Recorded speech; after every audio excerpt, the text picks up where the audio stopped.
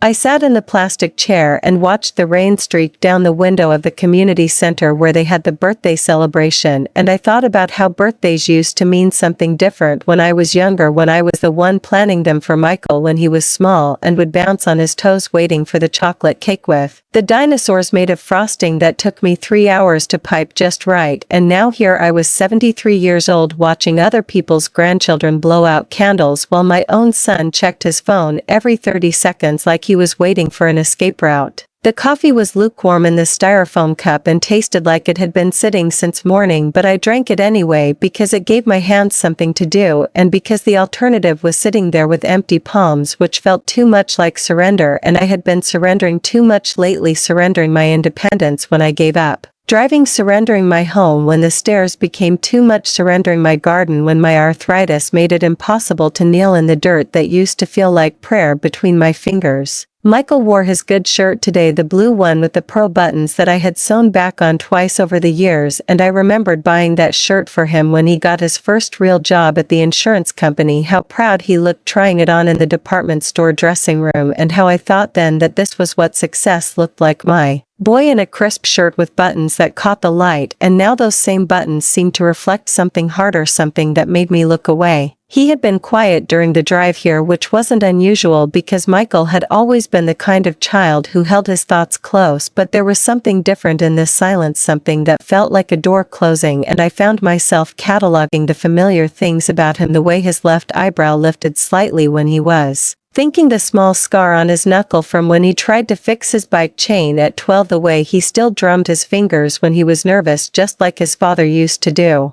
The birthday cake they brought out was sheet cake from the grocery store with roses made of sugar that tasted artificial and sweet, but I ate my piece anyway because Mrs. Henderson, who organized these things, had remembered that today was my day and had written my name in blue frosting, and somehow that felt like more kindness than I had received in weeks. And I thought about how we measure love in such small increments now: a remembered birthday, a phone call that lasts more than 5 minutes, a visit that doesn't feel rushed. When Michael finally spoke, his voice had the tone he used for difficult conversations, the same voice he had used to tell me about his divorce, and about losing his job 3 years ago, and about why he thought it might be better if I moved somewhere with more support, and I felt my stomach tighten because I knew that when people talk about support, they usually mean the kind that comes with institutional walls and visiting hours and the smell of disinfectant that never quite covers the underlying scent of loneliness. "Mom," he said, and the word hung in the air between us like something fragile, "we need to talk about your living situation." And I wanted to tell him that my living situation was fine, that I had been living for 73 years and had figured out most of the basics, but instead I nodded and waited because I had learned that sometimes the best response to difficult conversations is to let the other person fill the silence with their own discomfort. He talked about safety and about what would happen if I fell again, even though the last time I fell was 6 months ago, and it was just a stumble over the garden hose that left me with a bruise on my hip that faded after 2 weeks, but apparently that stumble had taken up residence in his mind and grown into something larger, something that justified the brochures he pulled from his jacket pocket, glossy pamphlets with photographs of smiling elderly people playing cards and tending small potted plants. Willowbrook Senior Living Community, the brochure said, and the name itself felt like a lie because there were no willows visible in any of the photographs, and the brook, if it had ever existed, was probably buried under concrete and landscaping, but the rooms looked clean and the activities schedule was full of things like watercolor painting and chair exercises and movie nights featuring films from the 1950s, as if aging meant traveling backwards through time until you reached a decade when things were simpler. "It's not a nursing home, Mom," Michael said, reading something in my expression. "It's assisted living, which means you keep your independence, but you have help when you need it." And I wondered when needing help had become something shameful, when the simple act of reaching for assistance had been reframed as a loss of dignity instead of what it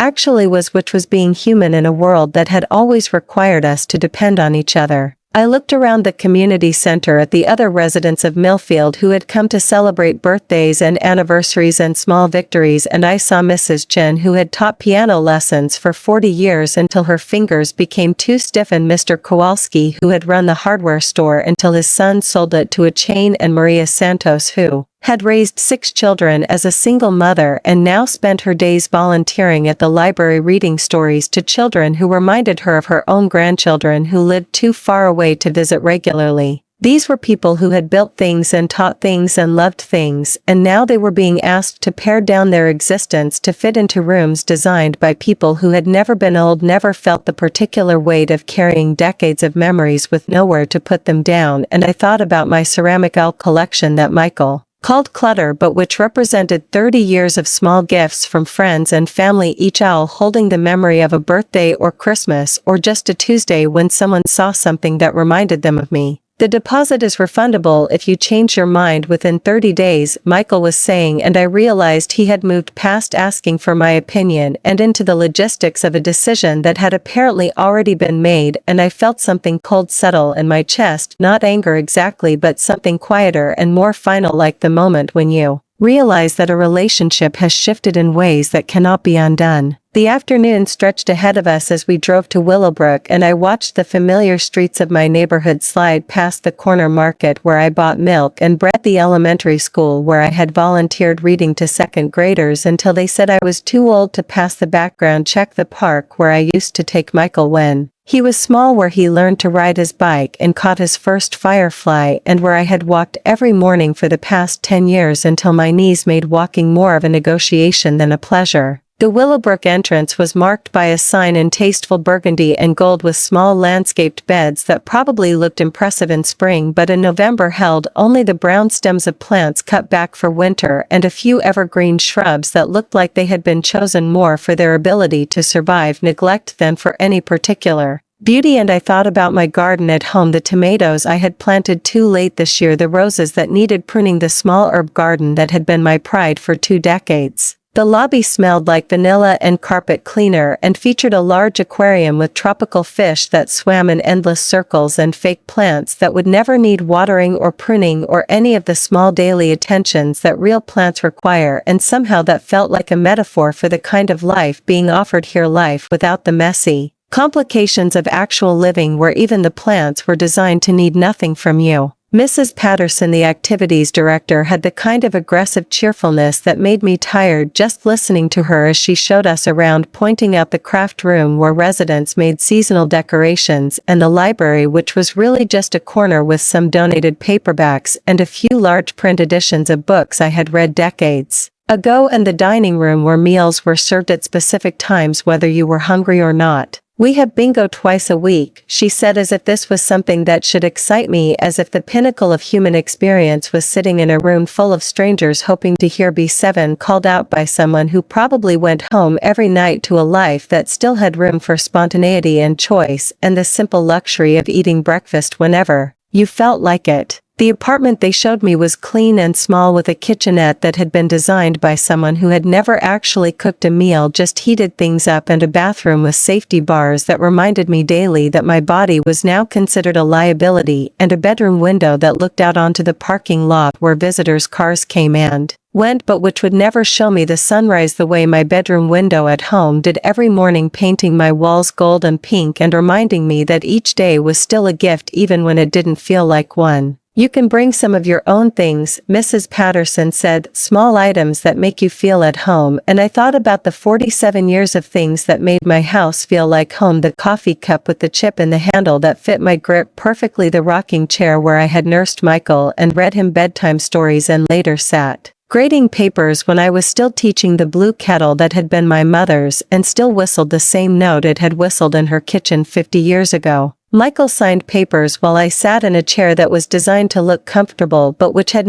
given it no acknowledgement that bodies were different shapes and sizes and ages, and I watched him write his name with the same careful handwriting I had taught him when he was 6 years old, practicing letters on lined paper at the kitchen table, while I made dinner and helped him with homework and listened to him talk about his day in the endless stream of observations that children offer when they still believe the world is interested in their thoughts. "The move-in date is flexible," the administrator was saying, "but we recommend sooner rather than later because these apartments fill up quickly." And I wondered what kind of desperation made assisted living apartments fill up quickly, whether it was the desperation of children who could no longer manage the guilt of distant parents or the Desperation of parents who had finally accepted that their children had lives too full for the complications of aging parents, or some combination of both, that created a market for places like this. On the drive home, Michael was quiet again, but it was a different kind of quiet now, the silence of someone who had accomplished something difficult and was already moving on to the next item on his mental list, and I found myself memorizing the route home as if I might need to walk it someday, memorizing the gas station where the attendant always asked about my garden, and the traffic light that took forever to change, and the stop sign where Mrs. Murphy walked her ancient Cocker Spaniel every morning at 8:15. That evening I sat in my living room surrounded by the accumulated evidence of a life lived deliberately, the books I had read and reread, the photographs that marked the passage of years, the small treasures that had seemed important enough to keep, and I tried to imagine which of these things would fit into the sanitized space of an assisted living apartment and which would be deemed unnecessary by people who had never understood that the value of objects has nothing to do with their monetary worth and everything to do with the memories they hold. I made tea in my blue kettle and sat in my rocking chair and listened to the familiar sounds of my house, the way the floorboards creaked in certain places, the way the wind rattled the window in the kitchen, the way the furnace clicked on and off with a rhythm I had learned over decades, and I thought about how home is not just a place but a collection of sounds and smells and textures that become part of your body's memory, so that even when you leave you carry them with you like phantom limbs. The ceramic owl on my windowsill caught the last light of the day, and I remembered the day Michael gave it to me for Mother's Day when he was 12, a carefully chosen gift from the gift shop at the Natural History Museum where I had taken him to see the dinosaur exhibit, and he had spent his allowance on something he thought would make me happy. And I had kept it on that windowsill for 23 years, watching it gather dust and occasional sunlight, and thinking each time I dusted it that this was what love looked like, sometimes a small thing chosen carefully by someone who was trying to make you happy. Michael called that night to check if I was okay and to remind me that the move was for the best and that I would make friends and have activities and not have to worry about cooking or cleaning or any of the daily tasks that had become more difficult but which had also been the structure that held my days together, and I said yes, of course I understood, because what else do you say to your child who is trying to solve the problem of your existence in the only way he knows how? After he hung up, I sat in the dark for a long time, not because I couldn't reach the lamp, but because darkness felt appropriate for the kind of thinking I needed to do, the kind of thinking that happens when you realize that your life has taken a turn you hadn't expected, and that the person you thought you were is about to become someone different. Someone whose needs are managed by strangers, whose days are structured by institutional schedules, whose independence is measured in small increments of permission and supervised choice. I thought about the lottery ticket I had bought that morning on impulse while buying groceries, the same numbers I had been playing for 15 years, my birthday and Michael's birthday and the anniversary of the day my husband died, numbers that had never won anything more than the occasional free ticket, but which I kept playing anyway because they felt like a small act of hope in a world that didn't offer many reasons for hope. The ticket was in my purse, still unchecked, because I had forgotten about it in the chaos of birthday cake and brochures and life-changing decisions, and I thought about how strange it was that something so small could represent possibility when everything else in my life seemed to be moving toward limitation, and I decided not to check it tonight, but to save it for tomorrow when I might need the small ritual of disappointment that would come with losing again. I made myself a piece of toast with the strawberry jam I had made last summer from berries I picked myself, and I ate it slowly, savoring the sweetness that came from my own hands, my own work, my own small act of creation in a world that seemed increasingly interested in taking away opportunities for creation. And I thought about how much of life is about these small acts of rebellion against the forces that want to make us smaller and more manageable. The house settled around me with the sounds of wood expanding and contracting with temperature changes, and I thought about how buildings have their own life cycles, their own ways of aging and adapting, and how my house had adapted to me over the years, the way the front door stuck just slightly so you had to lift and push at the same time, the way the kitchen faucet dripped once every few minutes in a rhythm that had become part of the house's heartbeat, the way the stairs creaked on the third step, but only when you stepped on the left side. These were the kinds of intimate knowledge that came from living somewhere long enough to learn its secrets, and I wondered who would learn the secrets of my new apartment and whether anyone would care enough to notice if the bathroom door stuck, or if the heating unit made a small clicking sound, or if the window let in too much light in the morning for comfortable sleeping. I went to bed that night in my own bed with my own pillows and my own blankets that smelled like the fabric softener I had been using for years, and I listened to the familiar sounds of my neighborhood, the distant hum of traffic on the highway, the occasional car door slamming, the dog 3 houses down who barked twice every night at 11:30. Like clockwork, and I tried to memorize these sounds the way you might memorize a poem you want to carry with you. In the morning I would call Willowbrook and confirm the move-in date and begin the process of sorting through a lifetime of belongings, deciding what was essential and what was excess, and I would try to do this with grace and dignity, even though it felt like being asked to choose which parts of myself I wanted to keep and which parts one was willing to throw away. But for now I lay in the dark and listened to my house breathe around me and thought about the lottery ticket in my purse and the ceramic owl on my windowsill and the son who loved me enough to worry but not enough to imagine that there might be other solutions to the problem of my aging, and I thought about how sometimes the most important conversations are the ones we have with ourselves in the dark when no one else is listening, and we can finally tell the truth about what we need and what we fear and what we hope might still be possible. Chapter 2.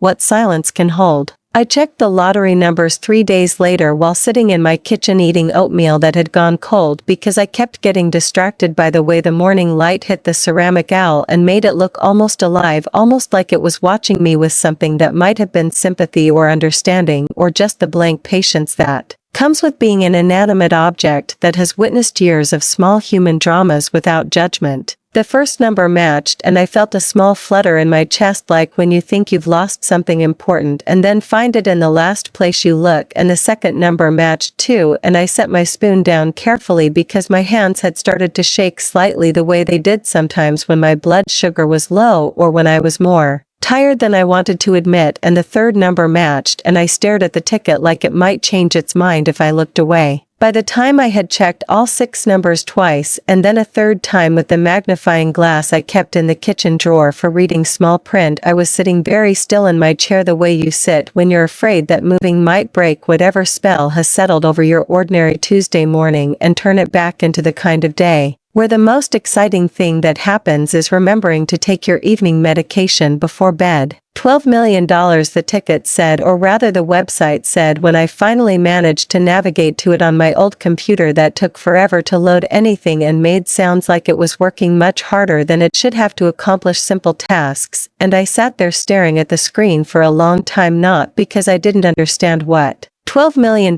meant, but because understanding it and believing it were two entirely different things. I made more tea because tea was what you did when your world shifted in ways you hadn't prepared for, and I sat at my kitchen table with the winning lottery ticket next to my blue kettle, and I thought about all the things $12 million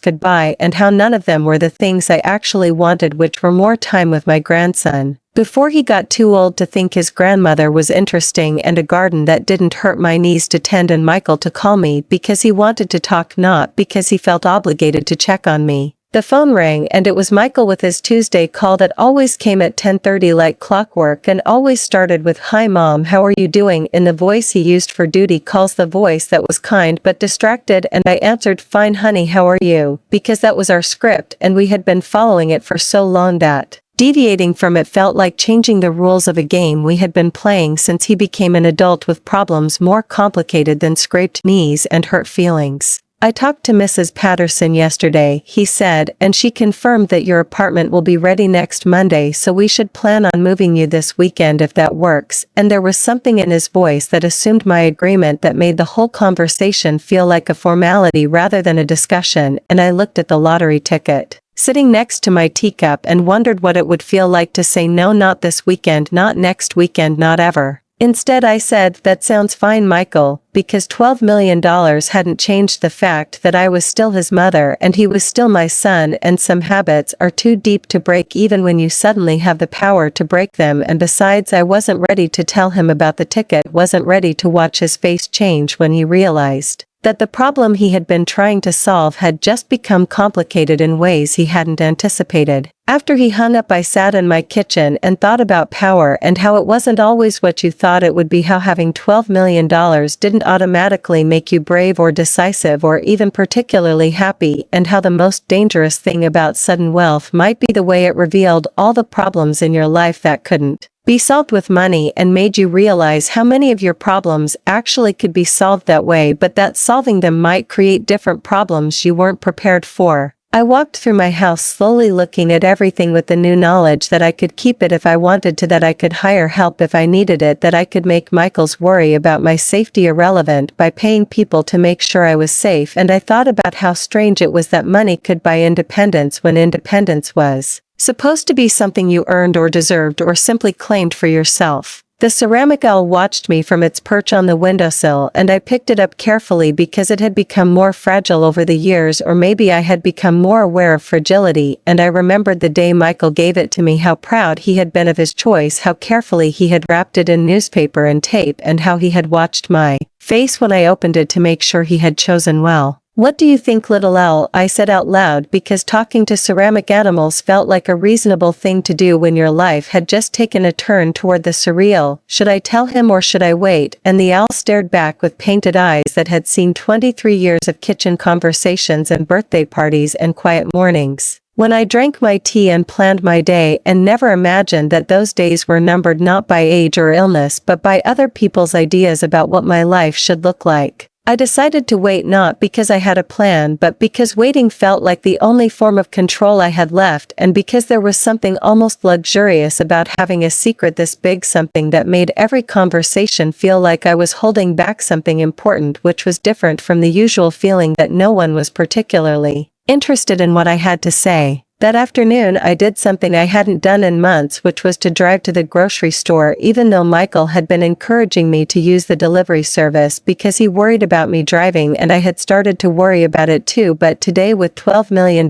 sitting in my bank account, or soon to be sitting there once I figured out how to claim it, I felt like someone who could make her own decisions about grocery shopping. The store looked different, somehow brighter and more full of possibilities, and I found myself lingering in aisles I usually rushed through, looking at things I never bought, like the expensive olive oil and the imported cheese and the flowers that seemed impractical when you were living on Social Security, but which suddenly seemed like reasonable purchases for someone who could afford to be impractical. I bought strawberries even though they were out of season and cost more than they should, and I bought the good coffee that came in a bag instead of a can, and I bought a small potted plant for my kitchen window because I wanted something alive and growing in my house, even if I was going to leave it soon, and even if taking care of it might become someone else's responsibility. Mrs. Chen was in the checkout line ahead of me, buying cat food and a single apple and the generic brand of everything because her pension didn't stretch far enough for preferences, and I thought about how $12 million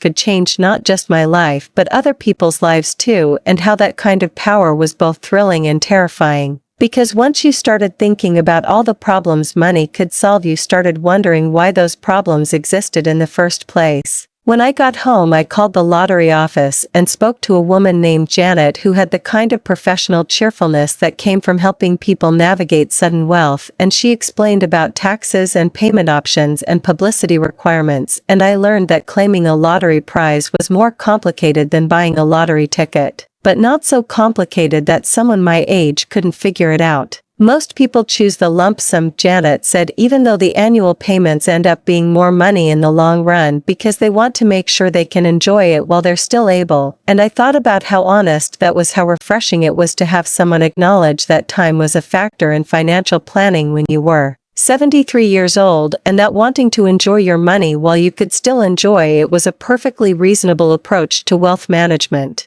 I asked about anonymity and learned that my state required lottery winners to be identified publicly, but that I could claim the prize through a trust which would provide some privacy, and I thought about how strange it was that winning the lottery meant giving up the right to privacy, when privacy was one of the few things I had left that felt entirely my own. That evening I sat in my living room with my new strawberries and my good coffee and my small potted plant, and I thought about Michael and about the conversation we would need to have soon, and about how to tell someone who has been managing your life that you no longer need to be managed, and about whether it was possible to reclaim independence without causing the kind of hurt that comes when someone realizes they have been treating you like a problem to be solved instead of a person to be respected. The phone rang and it was Michael again, which was unusual because he had already called that morning, and he said, "Mom, I was thinking maybe we should pack up some of your things tomorrow night so the move goes more smoothly on Saturday," and there was something in his voice that sounded like he was trying to be helpful but which felt like he was trying to speed up a process that I was no longer sure I wanted to participate in. "That's thoughtful, honey," I said, "but I think I can manage the packing," and he said, "Are you sure? Because there's a lot to sort through and some of those boxes might be heavy for you," and I realized that this was how it had been happening so gradually that I hadn't noticed the way my capabilities had been redefined by other people's perceptions, until my own sense of what I could and couldn't do had started to align with their limitations rather than my actual limitations. After we hung up, I looked around my living room at the accumulated evidence of a life that someone else had decided was too much for me to manage, and I thought about how strange it was that the same day I had won $12 million was the day I had to defend my ability to pack my own belongings, and I wondered if there was a connection between those two events or if the universe just had a sense of irony that ran deeper than I had previously appreciated. I spent the evening making lists not of things to pack but of things I wanted to do with my new fortune, and the list was shorter than I expected because most of what I wanted couldn't be bought with money, things like more time with people I loved and less worry about the future and the feeling that my opinions mattered to the people who claimed to care about me, and I realized that money might be able to buy some of those things indirectly but probably not in the way I actually needed them. The next morning I woke up early and made my tea in my blue kettle and sat in my kitchen watching the sunrise paint my walls golden pink, and I thought about how this might be one of the last times I watched the sunrise from this particular window, and how that thought didn't make me as sad as it would have a week ago, because now I had choices, and choices, even difficult ones, felt like a luxury I had forgotten I was entitled to. Michael arrived at noon with boxes and packing tape and the kind of efficient energy that meant he had already decided how the day would go, and I let him direct the process for a while because it seemed easier than explaining that everything had changed and that I wasn't sure I was ready to change it back. But as I watched him wrap my dishes in newspaper and sort my books into categories he determined were essential or non-essential, I felt something shift inside me, like a door that had been stuck finally coming unstuck. "Michael," I said when he was in the middle of explaining why I probably didn't need 3 sets of sheets for a 1-bedroom apartment, "we need to talk," and something in my voice must have been different because he stopped mid-sentence and looked at me with the kind of attention he usually reserved for important phone calls, and I realized that it had been a long time since he had looked at me like someone who might have something important to say. I told him about the lottery ticket and watched his face change from polite attention to confusion to disbelief to something that looked like panic, and he sat down heavily on my sofa, still holding one of my coffee mugs wrapped in newspaper, and he said, $12 million,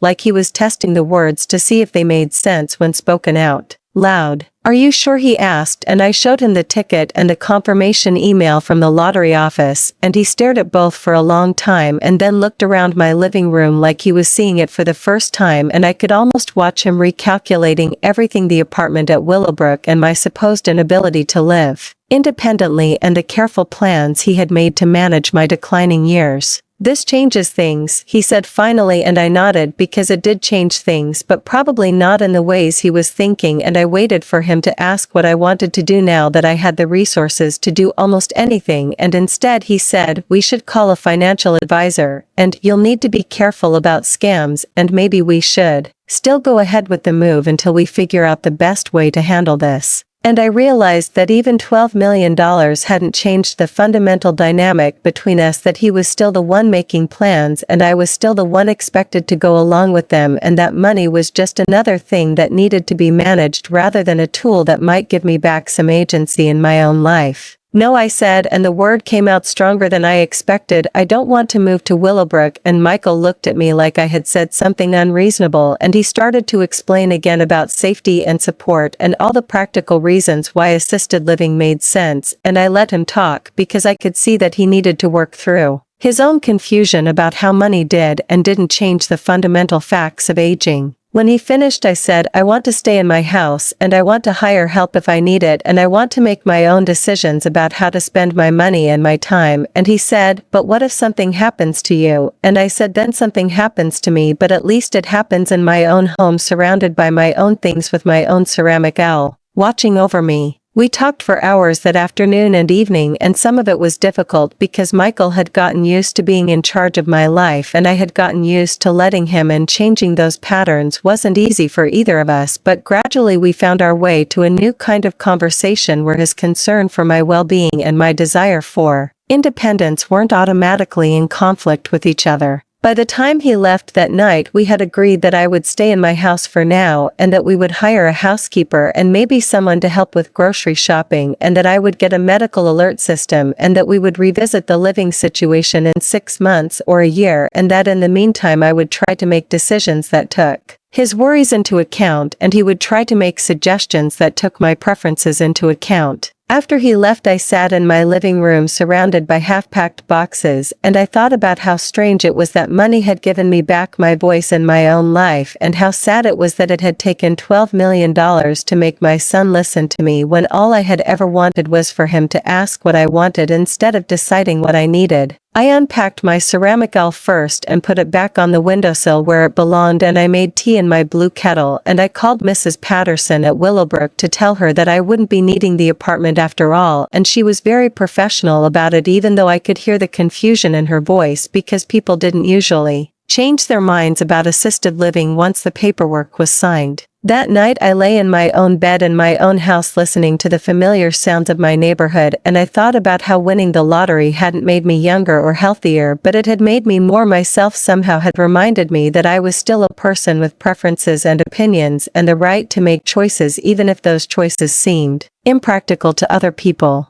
And I thought about Michael and how love sometimes looks like trying to solve someone else's problems, and how being loved sometimes means having to insist that you don't need to be solved, and how the hardest part of family relationships is figuring out how to care for each other without erasing each other, and how money could buy a lot of things, but it couldn't buy the kind of understanding that comes from really listening to someone instead of just waiting for them to agree with you. The ceramic owl caught the streetlight from outside and seemed to wink at me, and I thought about all the mornings I would wake up in this house, and all the sunrises I would watch from this window, and all the small daily choices I would get to make because I had numbers on a piece of paper that matched other numbers drawn from a machine, and how random that was, and how unfair it was that money could buy independence when independence should be something you're born with and get to keep until you decide to give it away. But mostly I thought about how quiet the house was, and how that quietness belonged to me now, and how silence could hold so many things: gratitude and relief, and the satisfaction of standing up for yourself even when it would have been easier to just go along with other people's plans, and how sometimes the most important victories are the ones where nothing dramatic happens, where you just get to stay where you are and be who you are and make your own tea in your own kitchen while your ceramic owl watches over you like a small benevolent god of ordinary mornings.